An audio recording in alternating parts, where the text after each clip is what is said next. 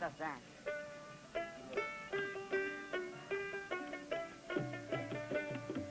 কোন জায়গা দাদরা?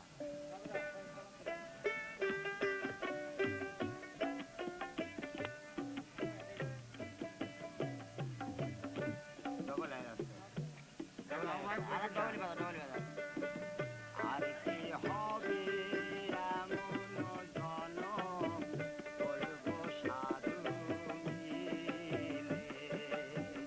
আর কি হবে এমন জনম বলবো সাধু মিলে,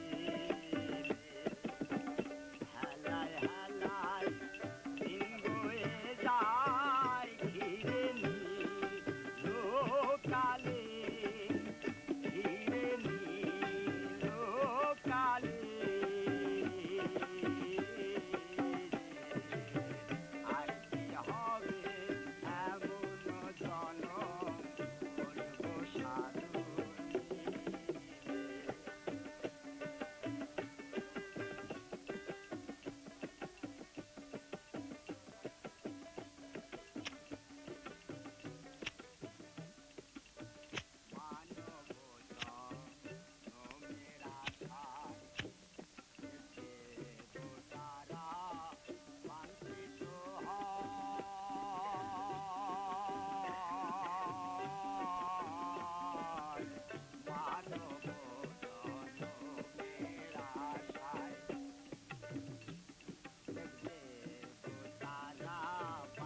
চন্দনা, ভালো করে রাত পোহানোর আগে সেই কাক ভরেই আমাকে চলে যেতে হবে। প্রান্ত রাতের শেষে জীবন জেগে ওঠার আগেই আমি সব কিছু ছেড়ে ছুড়ে উড়ে যাব। ভাবছ ব্যর্থ পরাজিত সৈনিক পালাচ্ছি সুদূর কোনো নিরাপত্তার সন্ধানে। আমি জানি তুমি আর সবার মতো তেমনটি ভাববে না। চন্দনা, মনে নেই সেই লাইন, উড়ে যায় পাখি তার ফেলে যায় ছায়া? আমার কি কোনো ছায়াই এখানে রইবে না? এও কি আরো একটি মৃত্যু? দিনে দিনে কালের ধুলো জমে উঠবে, স্মৃতির আঁচড়গুলো ধূসর হতে হতে মিলিয়ে যাবে। চন্দনা, আমি হয়তো জীবনের বড় একটা কঠিন সিদ্ধান্ত নিয়ে ফেলেছি, নিতে যাচ্ছি। এখন বারবারই মনে হচ্ছে কিসের তাড়নায় এই ছুটে চলা, যন্ত্রের সাথে পাল্লা দিয়ে নিজের শেকড় থেকে জীবনকে উপড়ে ফেলা। বুঝি এভাবেই ব্যক্তি মানুষ ব্যর্থ হতে হতে সভ্যতাকে যন্ত্র বানিয়ে ফেলছে, প্রকৃতিকে ভুলে থাকছে, তার কাছ থেকে পালিয়ে বাঁচতে চাচ্ছে। এই কি জীবন? জীবনও কি যন্ত্র হয়ে গেল শেষমেশ? চন্দনা, আমি তো এই যন্ত্রের জীবন চাইনি। এখনো আমার জানালার বাইরে ওই যে ক্ষয়ে যাওয়া চাঁদ আর শরতের ছেঁড়া ছেঁড়া মেঘ, কি গভীর বিষাদ মাখানো মোলায়েম জ্যোৎস্না আর আধারের মাখামাখি। কাল থেকেই ভাবছি কি এমন দিব্যি ছিল আমাকে এত কিছু বলতে হবে। আমার স্বপ্ন নিয়ে এত বড় স্বপ্ন দেখারই এত দায় কেন? আসলে আমি কি এত সব করছি প্রজেকশনের জন্য? আমি তো আর জীবনটা, এই সভ্যতাটা পাল্টে দিতে পারতাম না। আসলে কি জানো, আমিও বোধহয় খুব কম স্বার্থপর নই। আমি স্বার্থপর আমার ছবির জন্যে, সৃষ্টির জন্যে। আমি মরিয়া, আর কোনো দিকে ফিরে তাকানোর অবসর আমার নেই। সৃষ্টি আসলে তো ওই প্রজেকশন। খ্যাতি চাই, ফল চাই। আমরা প্রত্যেকে হিরো হতে চাই, নিজের ভেতরে হাজার বার মরে যাই, তবু পোশাকের সেনাপতি হয়ে বাঁচতে চাই। বিশ্বাস করবে, এই মুহূর্তে এখন আর আমার ছবির জন্য কোনো কষ্ট হচ্ছে না, অথচ মাত্র কিছুদিন আগেও কিরকম বুঁদ হয়েছিলাম। ছবি আমার সব ছিল, হয়তো এর পেছনেই বড় একটা স্বার্থপর কোনো স্বপ্ন ছিল। অসম্ভব এক সৃষ্টির স্বপ্নে আমি মাতাল হয়ে ঘুরে বেরিয়েছি। জয়ন্তদা যে এতটা করবেন ভাবতে পারেনি। কি অসম্ভব উৎসাহ, যেন উনি আমার পুরো স্বপ্নটাই শুষে নিংড়ে আমার কাছ থেকে বের করে নিলেন।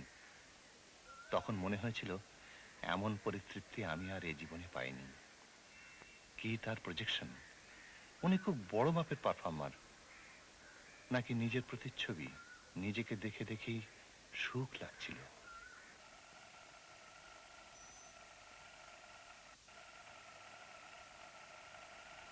চন্দনা, সেই দুপুরটার কথা মনে আছে? তুমি টের পাওনি। আমি কেন জানি আগেই বুঝে গেলাম আমাদের ক্যামেরা রাশেদ। তুমি পাশে এসে দাঁড়ালে, ও এখনই একটা ছবি তুলবে। প্রায়ই আমার এরকম মনে হয়। সেদিন অনেক দিন আগে রিকশায় যাচ্ছি, হঠাৎ মনে হলো পেছনে যে বাসটি আসছে ওর গায়ে মায়ের দোয়া লেখা। কিছু পরেই দেখে আর অবাক হই না, যেমন সেদিনও হয়নি। রাশেদ ছবি তুলেই কি একটা বলল। সবার মধ্যেই দারুণ উত্তেজনা। এত সব দক্ষ যোগের মধ্যে আমি কেমন যেন ভেতরে এক ধরনের শীতলতা বোধ করলাম।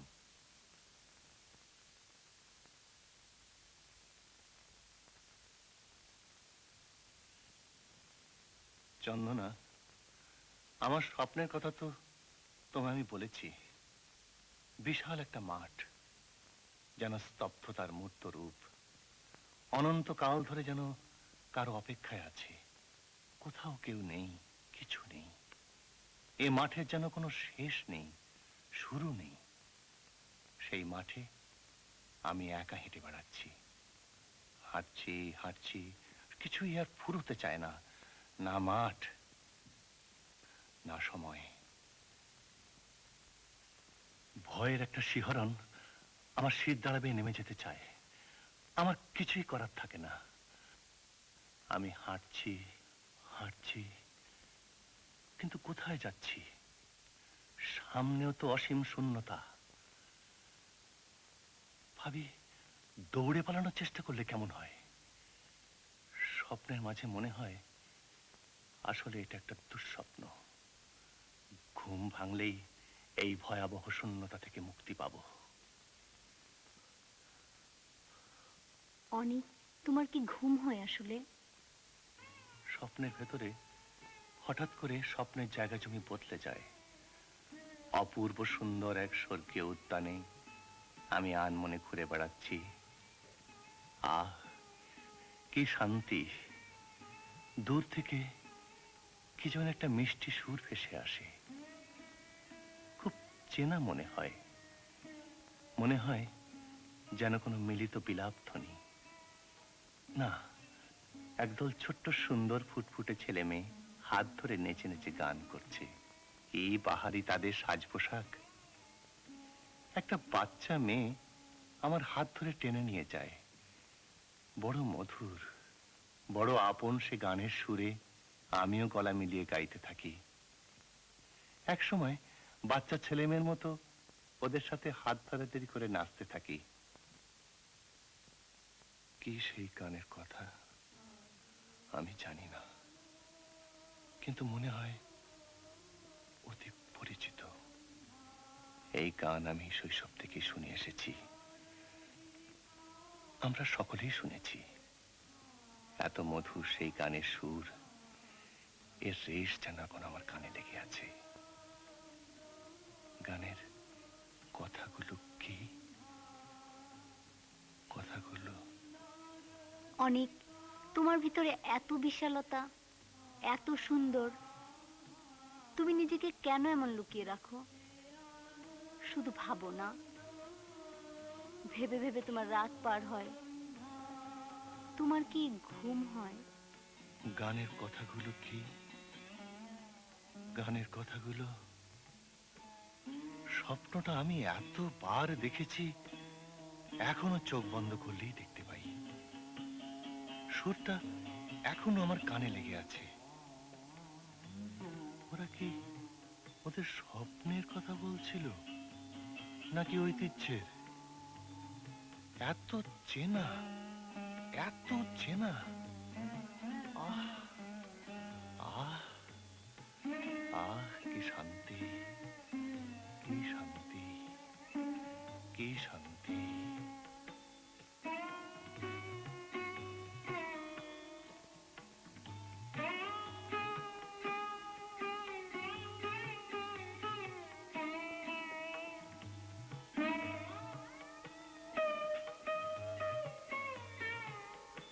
চন্দনা, তোমাকে বলেছিলাম আমার সেই শৈশবের স্বপ্নের কথা।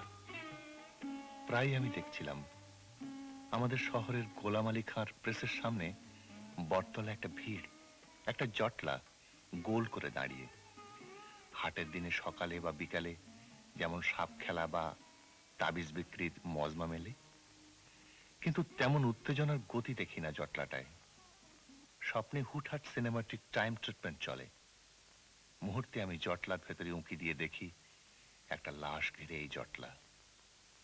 বড় বেদনায়, বড় মায়ায় ভালো করে চেয়ে দেখি আমারই লাশ ওই গোলাম আলী খাঁর প্রেসের সামনের চারা বটতলায় একটা মৃদুমন্দ জটলার ভেতরে নিথর শুয়ে আছে। কেউ আমাকে লক্ষ্য করে না। আসলে আমি যে উঁকি দিয়ে আমাকে দেখছি, কেউ তা লক্ষ্য করে না।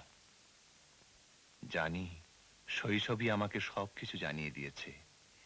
এভাবেই আমি বারবার নানা জটলার মধ্যে সবার অলক্ষ্যে উঁকি দিয়ে দেখব আমারই এক একটি মৃত্যুকে।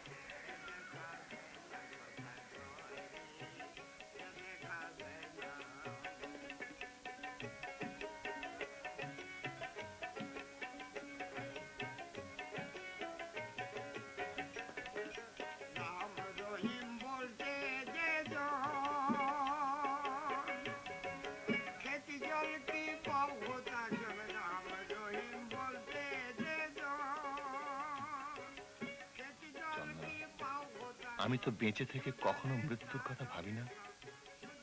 জানো, সেদিন স্বপ্নে দেখলাম আরো জটিল, আরো ব্যস্ত ঢাকা শহরে বাহ বেঁচে আছি দিব্যি। স্কুটারে ঘরে ফিরেই হাঁক দিলাম, ইব্বা, বাবা, বাবা। ছোট্ট ফুটফুটে অসম্ভব সুন্দর একটি বাচ্চা উঁকি দিল। আমারই সন্তান। পাশেই কোথাও তোমার বিরক্তির গলা শোনা গেল। হয়তো এভাবেই অসংখ্য মৃত্যুর মধ্যে দিয়েই আমাকে জীবনের যুদ্ধ করে যেতে হবে।